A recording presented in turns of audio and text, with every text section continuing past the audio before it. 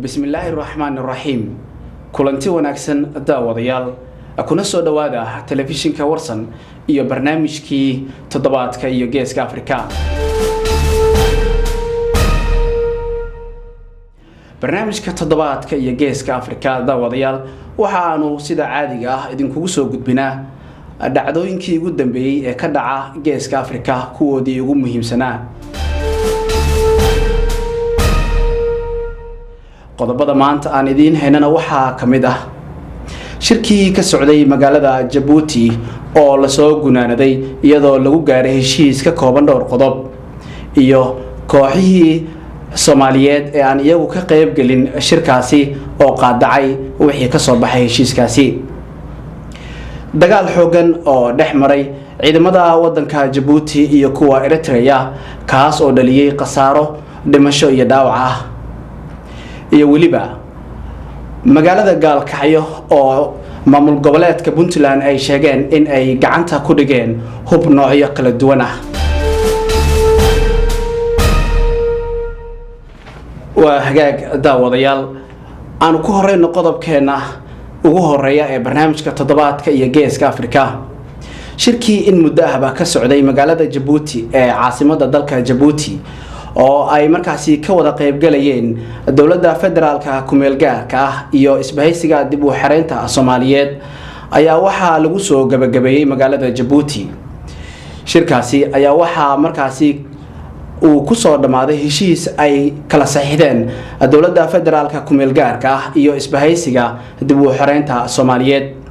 gabagabadii shirkaasi ayaa waxa Warsan TV goobjoog uga ahaa wariye Maxamed Bashiir Sheekh Cabdiraxmaan waa kan isagii oo inoo faahfaahaya waxa habeenkii xalay ahay lagu qabtay caasimadda waddankani Djibouti munaasabad aad u ballaarnayd oo gabagaba u ahayd shirkii dib u heshiisiinta dhinacyada dawladda kumeel gaarka ah ayaa isbahaysiga dib u xareynta Soomaaliya uga soconaya waddankani Djibouti muddada 10 cisho ah iyadoo munaasabadaasna ay ka qayb galeen wafdi uu horkacayo Axmed Walad Cabdalla wakiilka xogayaha guud ee qaramada midoobay u qaabilsan Soomaaliya iyo dhinacyada wada hadalladu ay halkan uga soconayeen munaasabadaasi oo hadal kala duwan laga soo jeediyay ayaa ugu horeyn waxa ka hadlay Axmed Walad Cabdalla wakiilka xogayaha guud ee qaramada midoobay u qaabilsan Soomaaliya oo sheegay in shirka laga gaaray heshiis wax ku ool ah isla markaasina badbaado u noqon kara dhammaan Soomaalida waxa uu mahad celiyay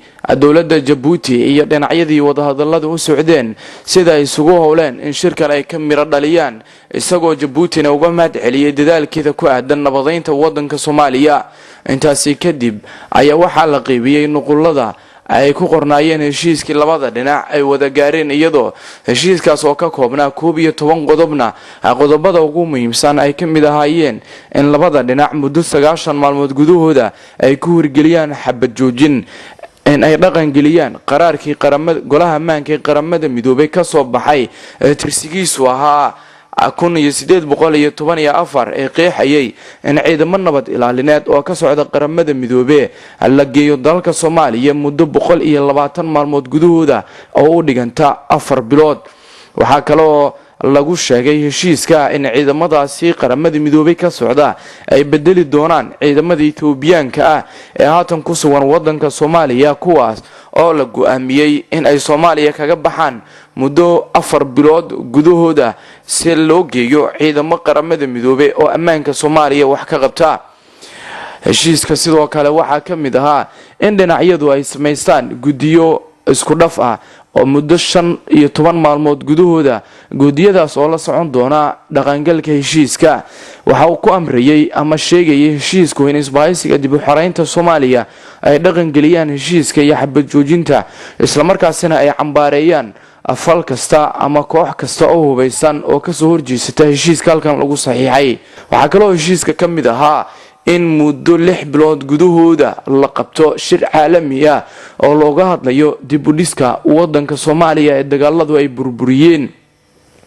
munaasabadaasi ayaa sidoo kale waxaa ka hadlay ra-iisul wasaaraha dowladda ku-meel gaarka ee Soomaaliya Nuur Xasan Xuseen Nuur Cadde oo qaramada midoobe iyo dalkani Jabuuti uga mahad celiyay dadaalka ay ugu jiraan nabadeynta wadanka Soomaaliya wuxuuna u mahad celiyay wufuudii labada dhinac isagoo Soomaalidan ugu hambaliyay heshiiskan ay dowladiisu la gaartay kooxaha mucaaradka waa tahay daawadayaalkaasi waxa uu ahaa wariyaheena magaalada Jabuuti inooga soo warama Maxamed Bashiir Sheekh Cabdiraxmaan oo inoo faahfaahinayay heshiiskii ay kala saxiixdeen dowladda federaalka ku-meel gaarka iyo waliba isbahaysiga dib u xoreynta Soomaaliyeed. dhinaca kale dowladda Mareykanka ayaa waxa ay soo dhaweysay heshiiskaasi kooxaha Soomaalidu ay ku gaareen dalka Jabuuti. afayeen u hadlay dowladda Mareykanka ayaa waxa uu ku waramay in ay si diiran u soo dhaweynayso dowladda Mareykanku heshiiskaasi ay gaareen dowladda federaalka ku-meel gaarka ee Soomaaliyeed iyo isbahaysiga dib u xoreynta oo dagaal uu ka dhaxeeyay in muddo ahba. afayeenka ayaa intaas ku daray in dowladda Mareykanku ay si aad ah ugu mahad celinayso qaybaha gacanta ka geystay heshiiskaasi gaar ahaan wakiilka qaramada midoobay ee arrimaha Soomaaliya Axmed Walad Cabdalla oo muddaba u soo taagnaa sidii uu u miro dhalin lahaa heshiiskaasi. sidoo kale waxa uu Mareykanku u mahad celiyeen qaybihii shirku u dhaxeeyay iyo dowladda martigelisay ee Jabuuti. dhanka kalena dowladda Mareykanka waxa ay tilmaantay in ay si taxadar leh u fiirin doonaan ciidamada ka socda qaramada midoobay ee la sheegay in la geenayo Soomaaliya. si kastaba ha ahaatee waxa dhinaca kale shirkaasi qaadacay xubnaha isbahaysiga dib u xoreynta Soomaaliyeed ee ku sugan magaalada Casmara ee dalka Eritrea. Sheekh Xasan Daahir Aweys oo arintaasi ka hadlayay ayaa ku nuxnuxsaday in dagaalka ay ka wadaan gudaha Soomaaliya aanay wax saameyn ah ku yeelan doonin heshiiskii Jabuuti lagu gaaray. Sheekh Xasan Daahir Aweys waxa kale oo uu sheegay in markii horeba aanay jirin cid ay iyagu dhankooda u dirsadeen shirkaasi. Sheekh Xasan Daahir Aweys oo kamid ah saraakiisha isbahaysiga dib u xoreynta Soomaaliyeed ayaa waxa uu qaadacay durbaba heshiiskaasi oo ay kala saxiixdeen xubnaha isbahaysiga dib u xoreynta ee uu hogaamiyo gudoomiyaha isbahaysigaasi Sheekh Shariif Sheekh Axmed iyo Shariif Sheekh Xasan oo ah gudoomiyaha golaha dhexe ee isbahaysigaasi. waxaana uu tilmaamay in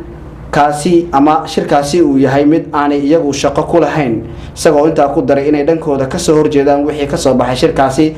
waxa uu ku tilmaamay natiijo la'aan in uu ku dhamaaday shirkaasi.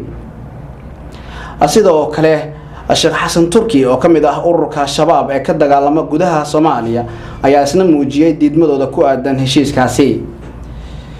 dadka u dhuun daloola arrimaha siyaasadda ayaa tilmaamaya in diidmada wixii ka soo baxay shirka Jabuuti ee Sheekh Xasan Daahir Aweys iyo Sheekh Xasan Turki ay sii dheereynayso oo kaliya khilaafka u dhaxeeya xubnihii isbahaysiga ee isla soo dhistay isbahaysigaasi loogu magac daray dib u xoreynta dalka Soomaaliya.